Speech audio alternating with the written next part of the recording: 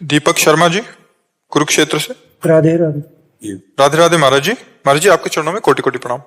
गुरु जी, क्या किसी दूसरे व अपने लाभ के लिए बोला गया झूठ अपराध है, और दूसरे किसी व्यक्ति या प्राणी की रक्षा के लिए बोला गया झूठ हमें अपराध तो नहीं लगता? ये कह रहे हैं किसी दूसरे या अपने लाभ के लिए बोला गया झूठ। नहीं, सांसारिक लाभ के लिए झूठ बोलना तो ठीक नहीं है, लेकिन प्राण बचाने के लिए किसी को मृत्यु जनित कष्ट होने वाला है आपके सत्य बोलने से, तो अगर हम बदल जाते हैं, उसका कष्ट दूर हो जाता है, तो हमारे लिए सुकृत ही होगा, वो पाप नहीं माना जाएगा। लेकिन जैसे व्यापार आदि में है या ऐसी छोटी छोटी बातों में, तो हमें लगता है झूठ नहीं बोलना चाहिए। जैसे मान लो कपड़े का व्यापार है, तो सबको पता है कि वो दुकान खोले है तो मुनाफे के लिए खोले है, तो आपको मान लो 100 रुपया मीटर लगा, आप बोल रहे 120 रुपया मीटर देंगे। वो कह रहा नहीं जी कम करो, नहीं बिल्कुल कम नहीं हो सकता।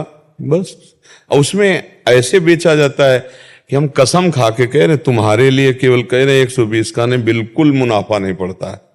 अब 120 के नीचे तो नहीं उतरेंगे, क्योंकि तो कसम खाने की जरूरत क्या थी, ड्रामेबाजी करने की जरूरत, सीधे बोलो 120 का देंगे, लेना तो ले, नहीं चले जाइए।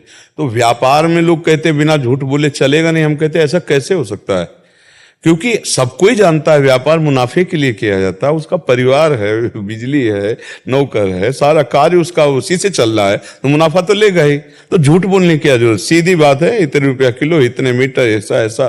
तो मुझे लगता है अगर हम झूठ बोलने का संकोच करने लगे, धीरे धीरे उसको संभालने लगे, तो हम सत्य पे आ सकते हैं।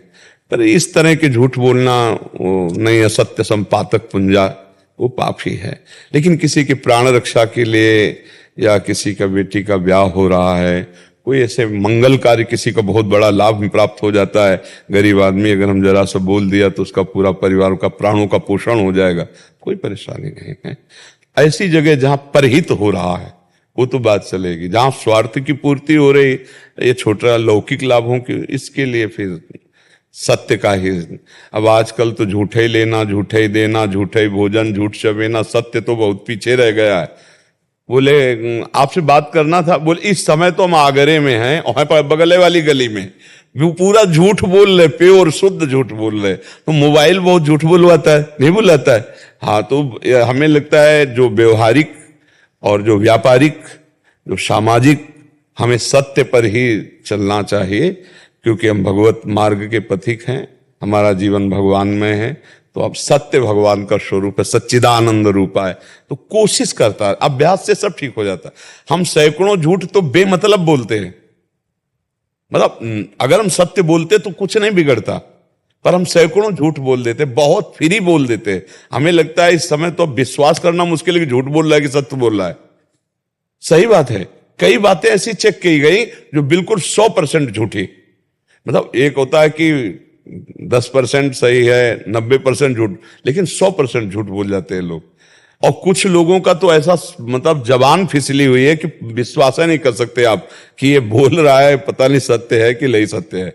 कुछ लोग ऐसे होते हैं, हाफ हाफ में होते हैं, आधे आधे में, कि कुछ सत्य है कुछ झूठा है। कुछ लोग ऐसे होते हैं जिनका सत्य का परसेंट ज्यादा होता है, कभी बाई चांस झूठ।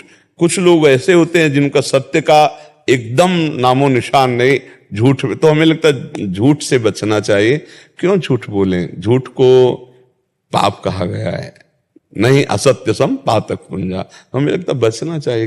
कोई ऐसी जगह, हाँ अगर हमसे पाप हुआ, गलती हुआ, हमें झूठ बोलने का चांस है, हम बच जाएंगे, तो नहीं, फिर हमें बताना चाहिए कि हमें दंड दे दीजिए, हमसे गलती हो गई है। वो पाप तत्काल नष्ट हो जाएगा और हमारा सुधार हो जाएगा। पर हम लोग बहुत छलिया हैं, कपटी हैं, बहुत बातें छुपाते रहते हैं, अंदर कुछ चल रहा है, बाहर कुछ बोलते रहते। इसीलिए भगवान कह रहे मोहि कपट छल छिद्र न भावा, निर्मल मन जन सो मोहि पावा। इसलिए हमें भगवदानंद की अनुभूति नहीं होती। तो हम लोग अगर छल कपट सुधार पावे, थोड़ा झूठ बोलने पर शासन कर लें, तो काफी लाभ मिल सकता है। किसी के प्राणों को बचाने के लिए, किसी के जीवन को संवारने के लिए अगर हमसे छोटा मोटा झूठ हो जाता है, वो कोई हानिकारक नहीं। अपने स्वार्थ के लिए नहीं होना चाहिए, अपने व्यवहार में झूठ नहीं होना चाहिए, दूसरे के लिए तो चलेगा जी।